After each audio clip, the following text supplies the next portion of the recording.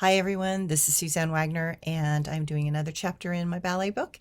This one is called Western Symphony with Bruce Caldwell and myself. The top male dancer in Ballet West was the indomitable Bruce Caldwell. He started dancing at the age of 10 and has never stopped. Even with skills and abilities that could have made him an international star, he made his home in Utah and never really left. There are those very rare beings that have a body that can handle an incredible level of punishment that ballet requires and somehow manage to keep going against all odds. Bruce Caldwell was one of those amazing souls. He had the talent to dance anywhere, but his heart and soul were in Utah. Even today, he continues to teach class, rehearse dancers, stage ballets, and be the Ballet West archivist. He single-handedly saved the stores of old videotapes from the intentional and wanton destruction of the director John Hart, who wanted to just copy over the entire history of Ballet West videos to save money. He quietly tucked those hundreds of videos away for safekeeping and saved the legacy that meant so much to him and all of us.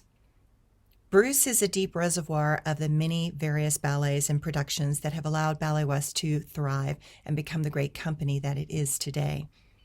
When I knew him, he was and still is a very quiet, reserved, sincere, determined, and highly focused individual whose abilities were never in question and who could always inspire others.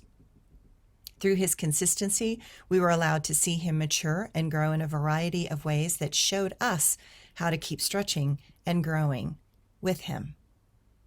While Rudolf Nureyev was a god in the ballet world, Bruce Caldwell was a legacy unto himself, and Ballet West is a better company because of his gifts and great sacrifices. It is a rare dancer that can do pretty much anything asked of him. That is what made him so remarkable and essential in Ballet West. All dancers need someone to look up to. We need someone who can pull off things that we could only dream of. Bruce was such a person. He was technically brilliant, with a personality that was understated and kind. As a prince, he always had an unassuming elegance, because inside, that's who he really was. He clearly had a powerful personality that could go from darkness to light, but he was always a partner that you could depend upon. While Bob Arbogast could not help but have that whimsical boyish charm, Bruce was the prince, forever seeking true love, a manifestation of the passions of the masculine searching for purpose and meaning. I was gifted multiple times to dance with him, and that was an honor on all levels.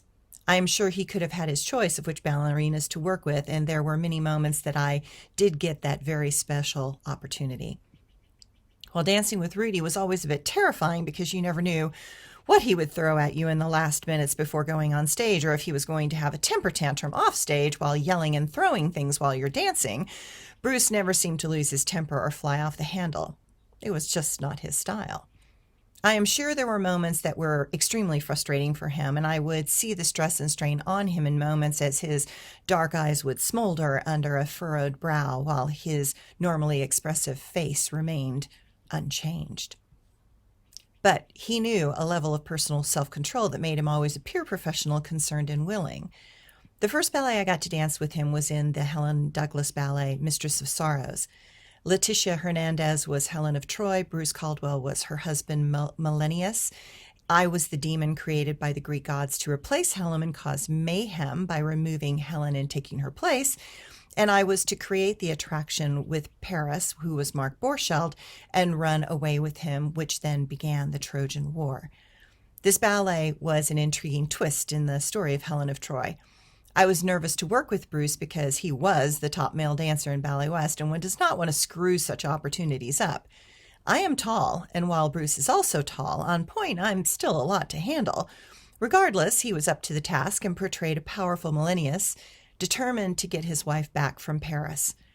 There was a moment when we were performing a different ballet, and Bruce Caldwell was dancing the principal role with Odette Milner, when Odette injured her knee during her variation.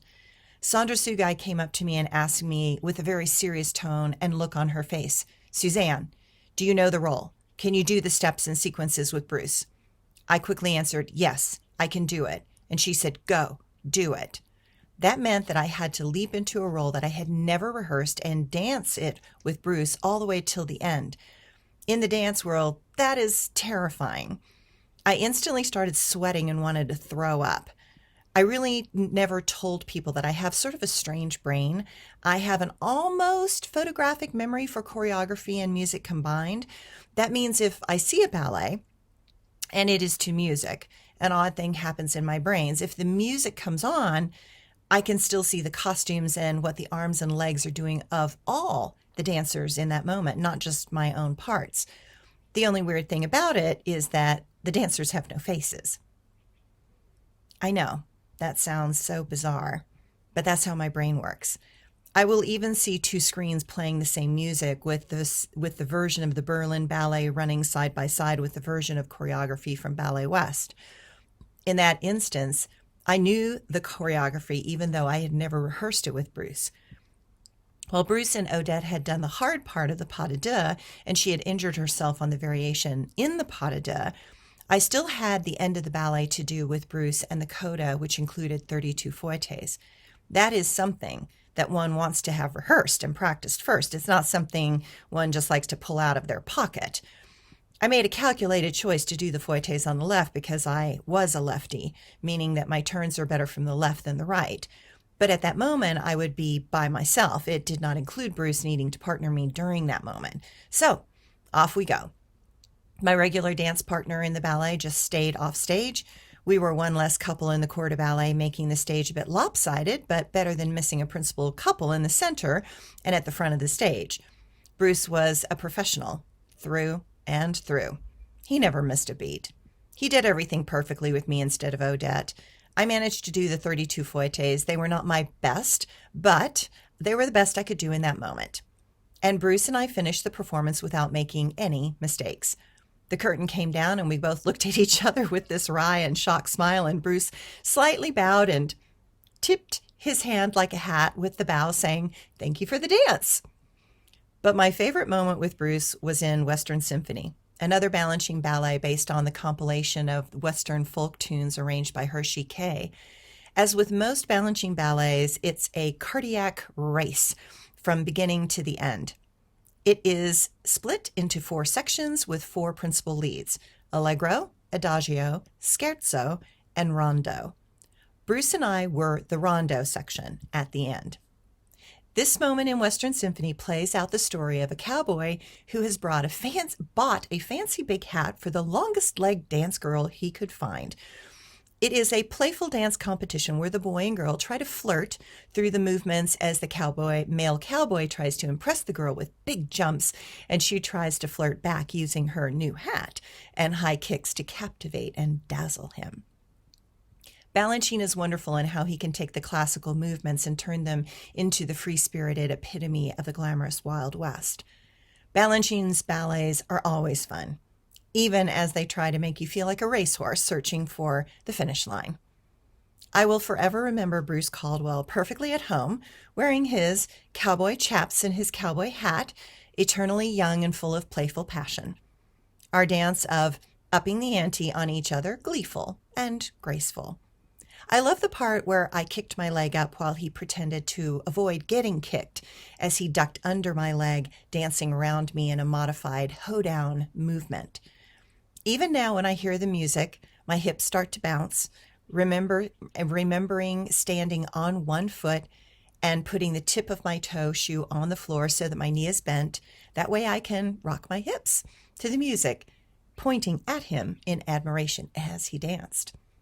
Thank you, Bruce, for the many dances and the many gifts you continue to share with each generation of dancers.